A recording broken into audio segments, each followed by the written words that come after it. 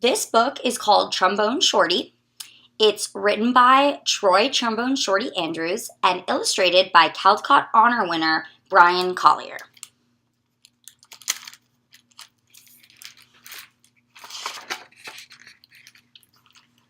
Where you at? Where you at? We have our own way of living down here in New Orleans and our own way of talking too.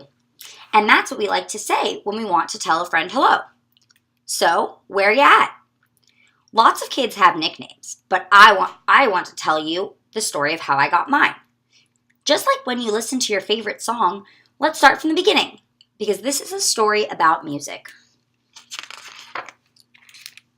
But before you can understand how much music means to me, you have to know how important it is to my hometown, my greatest inspiration.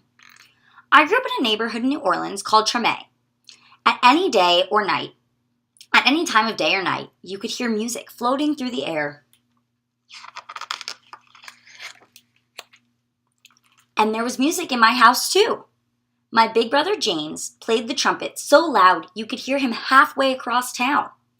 He was the leader of his own band, and my friends and I would pretend to be in the band too. "Follow me," James would say. There's one time every year that's more exciting than any other: Mardi Gras. Parades fill the streets and beaded necklaces are thrown through the air to the crowd. I love the brass bands, with their own trumpets, trombones, saxophones, and the biggest brass instrument of them all, the tuba, which rested over the musician's head like an elephant trunk. "Where you at? Where you at?" the musicians would call. All day long, I could see brass bands parade by my house while my neighbors danced along. I loved these parades during Mardi Gras because they made everyone forget about their troubles for a little while. People didn't have a lot of money in Treme, but we always had a lot of music. I listened to all these sounds and mixed them together, just like how we make our food. We take one big pot and throw in sausage, crab, shrimp, chicken, vegetables, rice, whatever's in the kitchen, and stir it all together and let it cook. When it's done, it's the most delicious taste you've ever tried. We call it gumbo, and that's what I wanted my music to sound like. Different styles combined to create my own musical gumbo. But first, I needed an instrument. The great thing about music is that you don't even need a real instrument to play. So my friends and I decided to make our own. We might have sounded different from the real brass bands, but we felt like the greatest musicians of Treme. We were making music, and that's all that mattered. Then one day, I found a broken trombone that looked like it was too beaten up to make music anymore. It didn't sound perfect, but finally, with a real instrument in my hand, I was ready to play. The next time the parade went by my house, I grabbed that trombone and headed out into the street. My brother James noticed me playing along and smiled proudly. "Trombone Shorty," he called out, because the instrument was twice my size. "Where you at?" From that day on, everyone called me Trombone Shorty. I took that trombone everywhere I went and never stopped playing. I was so small that sometimes I fell right over to the ground because it was so heavy. But I always got back up, and I learned to hold it up high. I listened to my brother play songs over and over, and I taught myself those songs too. I practiced day and night, and sometimes I fell asleep with my trombone in my hands. One day, my mom surprised me with tickets to the New Orleans Jazz and Heritage Festival, the best and biggest music festival in town. We went to see Bo Diddley, who my mom said was one of the most important musicians of all time.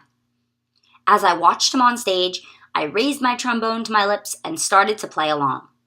He stopped his band in the middle of the song and asked the crowd, "Who's that playing out there?"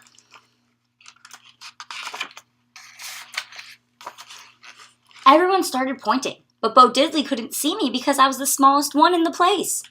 So my mom helped me up in the air and said, "That's my son, Trombone Shorty." "Well, Trombone Shorty, come on up here," Bo Diddley said. The crowd passed me overhead until I was standing on the stage next to Bo Diddley himself. I walked right up to the microphone and held my trombone high up in the air, ready to blow. "What do you want to play?" Bo Diddley asked. "Follow me," I said. After I played with Bo Diddley, I knew I was ready to have my own band. I got my friends together and we called ourselves the 5 o'clock band because that was the time that we went out to play each day after finishing our homework. We played all around New Orleans. I practiced, and soon my brother James asked me to join his band. When people wondered who the kid in his band was, he proudly said, "That's my little brother, Trombone Shorty. Where you at?" And now I have my own band called Trombone Shorty and Orleans Avenue, named after a street in Treme. I've played all around the world, but I'll always come back to New Orleans.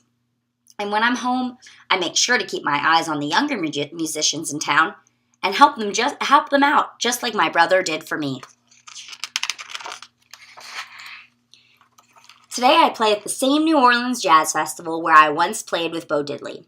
And when the performance ends, I lead a parade of musicians around, just like I used to do in the streets of Treme with my friends. "Where you at? Where you at?" I still keep my trombone in my hands, and I will never let it go. The end.